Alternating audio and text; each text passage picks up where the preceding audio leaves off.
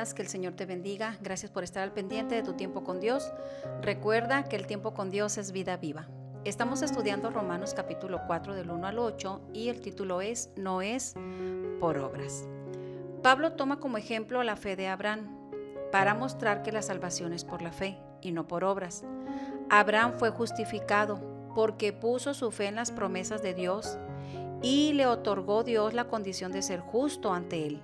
Él no realizó ninguna obra antes de ser llamado, pero cuando fue llamado, él creyó. Vamos a leer el versículo 2 y 3 que dice: ¿Lo aceptó Dios por las buenas obras que él había realizado? Y si así hubiera sido, ¿tendría de qué gloriarse? Pero desde el punto de vista divino, Abraham no tiene nada de qué gloriarse.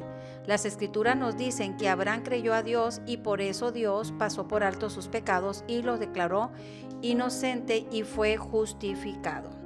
Los judíos se sentían orgullosos de llamarse hijos de Abraham. Ellos se jactaban de tener la ley y que por la ley ellos serían justificados. Pablo les pone el ejemplo del patriarca de cómo él fue justificado no por sus obras sino por la fe. Abraham es un personaje clave en la historia de la Biblia. Fue elegido por Dios como padre de una nación, la nación de Israel, y como un modelo de obediencia y de fe. Ahí en el capítulo 12 de Génesis, Dios le promete que su descendencia sería numerosa como las estrellas del cielo y que a través de él todas las naciones serían bendecidas. Abraham creyó en la promesa de Dios y partió hacia la tierra que le iba a ser dada. Y esto vemos que dice que él dejó su tierra, su parentela y se fue sin saber, dice la Biblia, a dónde iba. Simplemente creyó en la promesa de Dios. Él no preguntó: ¿y qué tengo que hacer para que la promesa se cumpla? ¿Qué obra o qué mérito tengo que hacer? Pues no, él solo creyó al que le dio la promesa y dejó la tierra y dejó la parentela para ir tras el llamado. La fe de Abraham en Dios fue tan grande que estuvo dispuesto a sacrificar a su propio hijo por obediencia al mandato divino, y lo podemos ver en Génesis 22 del 1 al 19. En la Biblia, Abraham es considerado el padre de la fe, porque en esa época, antes del pacto de la ley de Moisés, él creyó en Dios y le fue contado por justicia. Dios valoró tanto la fe de Abraham como valora también nuestra fe en él. Abraham creyó en la promesa. Él le dijo: serás padre de naciones. Y a pesar de su avanzada edad y una esposa estéril, él creyó en Dios, aun cuando se le pidió sacrificar a su hijo Isaac. Y así dice la Biblia textualmente en Génesis 22:5.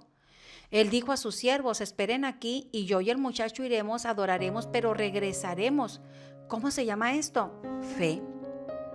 Creo que algunas veces Abraham tuvo que haber pasado por momentos de debilidad, a lo mejor pudo haber pasado por momentos de duda, incertidumbre, pero él se acordaba de la promesa de Dios. Y las promesas de Dios son fieles y son verdaderas. La pregunta es si nosotros nos mantenemos igual de firmes cuando viene la duda, cuando viene la situación donde no ves nada. Pasan los años, pasan los meses y no vemos una respuesta. Él confiaba en la promesa de Dios. Y nosotros tenemos grandes y preciosas y grandísimas promesas de parte de Dios. La pregunta es si las confiamos.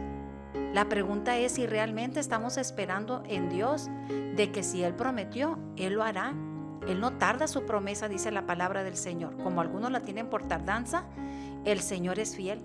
Y si el Señor dijo, el Señor lo hará. Concluyendo con estos versículos, podemos decir que las obras no salvan, pero son evidencia para mostrar nuestra fe y nuestro amor por Dios. Así que no hay nada de qué gloriarse, como dice 1 Corintios 1:31, el que se gloría, gloríese en el Señor. Y ahora el apóstol Pablo pone de ejemplo al rey David, el hombre conforme al corazón de Dios. En los versículos del 6 al 8, David habló de la dicha de aquel a quien reconoce como justo Dios sin tomarle en cuenta sus hechos, diciendo: bienaventurado aquellos cuyas iniquidades son perdonadas y cuyos pecados son cubiertos. Bienaventurado el varón a quien el Señor no tome en cuenta su pecado.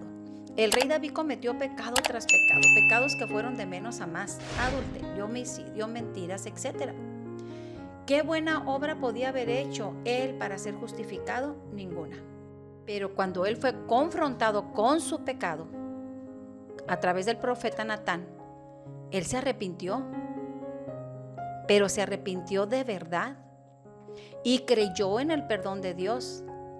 Claro que las consecuencias vinieron, pero él dijo en el Salmo 51, ten piedad de mí, oh Dios, ten piedad de mí conforme a tus misericordias, borra mis rebeliones. Él entendió que el pecado que él había cometido habían secado sus huesos, pero no se quedó en la culpa, abrazó la gracia, reconoció que era pecador y que era Dios el que borraba las iniquidades y los pecados. Por eso, este pasaje nos recuerda que la justicia divina es un abrazo amoroso que llega sin condiciones. No merecemos su gracia porque es un regalo que se recibe por la fe. Y una vez que la recibimos, encontramos una paz que sobrepasa todo entendimiento, sabiendo que somos justificados no por lo que hacemos, sino por lo que Él ya ha hecho por nosotros. Todo pecador que confiesa sus pecados y se arrepiente, sus pecados son cubiertos por la gracia divina. Dios no puede justificar a los que no se arrepienten de su maldad. Y dice la Biblia, si hoy escuchas la voz de Dios, no endurezcas tu corazón. Qué hermoso es saber que estamos en manos de un Dios que elige mirarnos con misericordia, que es lento para la ira, pero grande, dice, en misericordia. Este versículo nos desafía a dejar atrás la culpa y abrazar la gracia que Dios nos ofrece a través de su Hijo Jesucristo. Le podemos decir a Dios hoy este día, Dios, te damos gracias por darnos de tu misericordia incondicional, una misericordia inmerecida. Confieso delante de ti que no tengo mérito alguno, que no tengo nada de qué gloriarme, sino que la gloria es tuya, Señor.